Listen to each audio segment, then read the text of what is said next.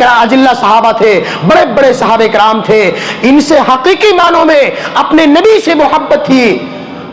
یہ تمام صحابہ کرام حقیقی معنوں میں اپنے نبی سے محبت کرتے تھے، لیکن ان تمام صحابہ کرام نے نہ تو کبھی بھی آپ کی پیدائش کی خوشی میں جشن منایا اور نہ کبھی آپ کی وفات کے غم میں نوحہ اور ماتم کیا۔ اس طرح سے یہ تمام صحابہ کرام کی زندگیاں ہمارے لیے مشعل راہ ہیں، اور اس کے بعد بھی صحابہ کرام کی ایک بڑی جماعت، ایک لمبی جماعت اس دنیا کے اندر موجود تھی، جس کے بارے میں اللہ کے رسول کا فرمان ہے کہ خیر القرون قرنی ثم الذین یلونہم ثم الذین یلونہم، کہ سب سے بہترین اور افضل زمانہ، بہترین زمانہ یہ میرا زمانہ ہے، اس کے بعد والوں کا زمانہ ہے، پھر اس کے بعد والوں کا زمانہ ہے۔ یعنی صحابہ کرام کا زمانہ، تابعین کا زمانہ اور تبع تابعین کا زمانہ، یہ تینوں زمانے دنیا کے اندر سب سے بہترین اور افضل زمانے تھے۔ لیکن ان تینوں زمانوں میں کوئی ایک بھی دلیل، کوئی ایک بھی ثبوت اس بات کی نہیں ملتی کہ ان تمام ادوار کے لوگوں نے اللہ کے رسول جناب محمد رسول اللہ صلی اللہ علیہ وسلم کی پیدائش کی خوشی میں جشن منایا۔ نہ تو آپ کی وفات میں غم منایا گیا، نہ آپ کی پیدائش میں خوشیاں منائی گئی۔ تو ہمارا وہ عمل اگر ان تمام صحابہ کرام کی زندگی کے برخلاف ہوگا، کتاب اللہ اور سنت رسول کے برخلاف ہوگا، تو ہمارا وہ عمل اللہ کی بارگاہ میں قبول نہیں ہو سکتا ہے۔ اس کے بہت سارے دلائل کتاب اللہ اور سنت رسول کے درمیان موجود ہے۔ میرے بھائیو بزرگوں، ہم اور آپ دیکھتے ہیں کہ یہ 12 ربیع الاول کو یوم پیدائش کے طور پر لوگ خوشیاں مناتے ہیں،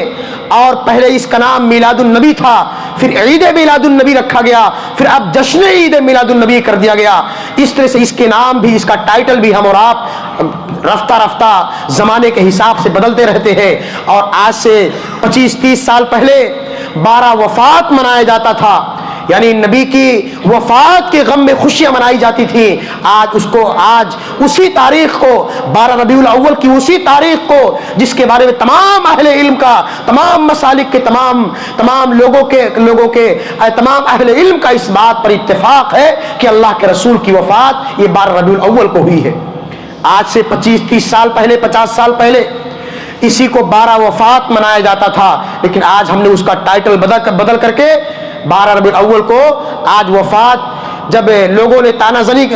زنی کرنے لگے، لوگ جب تھو کرنے لگے، تو لوگوں نے اس کو خوشی کا نام دے دیا، اور 12 ربیع الاول کو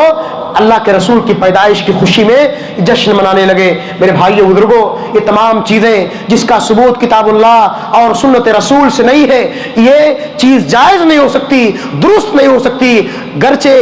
یہ ہم کو اور آپ کو دیکھنے میں بھلا کیوں نہ معلوم ہو۔ اس کی ابتدا کہاں سے ہوتی ہے؟ دراصل 630 ہجری میں ابو سعید کوکبوری نام کا ایک بادشاہ تھا، موصل کا بادشاہ تھا، ابو سعید کوکبوری نام کا تھا، جس نے 630 ہجری میں اس کی ابتدا کی، اور اس نے وہ اپنے ناچنے والوں کو، گانے والوں کو اپنی محفلیں بلاتا تھا، لوگ ناچتے تھے، گاتے تھے، اور اس طرح سے پکوان پکائے جاتے تھے اور لوگ کھاتے تھے، کھلاتے تھے۔ اس طرح کی وہ تمام چیزوں کی ابتدا 630 ہجری سے ہوتی ہے۔ اور اس کے بعد ایک عالم دین تھا، انہی کے مذہب اور مسلک کا ماننے والا ایک عالم تھا، جس کا نام عمر تھا، اور جس کی کنیت دہلیہ کلبی تھی۔ اس نے 633 ہجری میں اس کے جواز کا فتویٰ دیتا ہے کہ ایسا کرنا یہ جائز ہے، افضل ہے، بہتر ہے، ایسا کرنا چاہیے۔ اور اس نے ایک کتاب لکھی، اور اس کتاب کو لکھ کر کے بادشاہ کے سامنے پیش کیا۔ اس بادشاہ کے سامنے اس نے پیش کیا، بادشاہ چونکہ اس کے موافق تھا، وہ بہت خوش ہوا، اس کو 1000 اشرفیاں انعام کے طور پر دیتا ہے، اور اس کے جواز کا فتویٰ دیا جاتا ہے، اور اس کے بعد سے یہ چیز رائج ہوتی ہے۔ یعنی 633 یا 630 ہجری میں اس چیز کی ایجاد ہوتی ہے، اس عمل کو سماج کے اندر رائج کیا جاتا ہے۔ اور ہم اور آپ ذرا سوچئے، غور کیجئے کہ اللہ کے رسول کی وفات سن 11 ہجری میں ہوتی ہے۔ اللہ نے اسلام کو، اس دین کو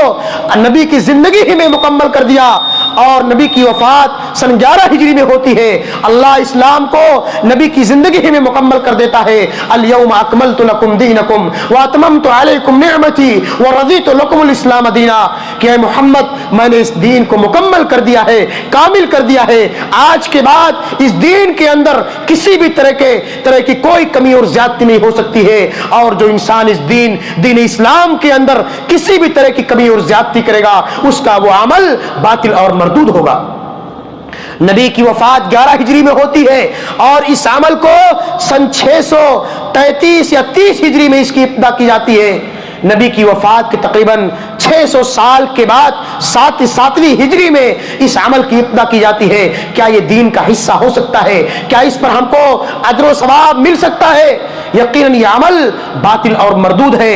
اس لیے کہ جو ہمارا جو عمل کتاب اللہ اور سنت رسول کے خلاف ہوگا وہ عمل ثابت نہیں ہو سکتا ہے۔ اور اللہ رب العالمین نے قرآن کریم کے اندر ہم کو اسی بات کی تعلیم دی ہے، ہمیں اسی بات کی تعلیم دی ہے کہ ہم اللہ کی اطاعت کریں اور رسول کی اتباع اور پیروی کریں۔ یا ایھا الذین آمنوا اطیعوا اللہ واطیعوا الرسول ولا تبطلوا اعمالکم، تم اللہ اور اس کے رسول کی اطاعت کرو، اللہ کے بتائے ہوئے طریقے پر عمل کرو، اور رسول تمہیں جن کاموں کے کرنے کا حکم دے اس کو مانو، اس کو اختیار کرو، اور ان دونوں کی خلاف ورزی کر کے تم اپنے اعمال کو ضائع اور برباد مت کرو۔ یا ایھا الذین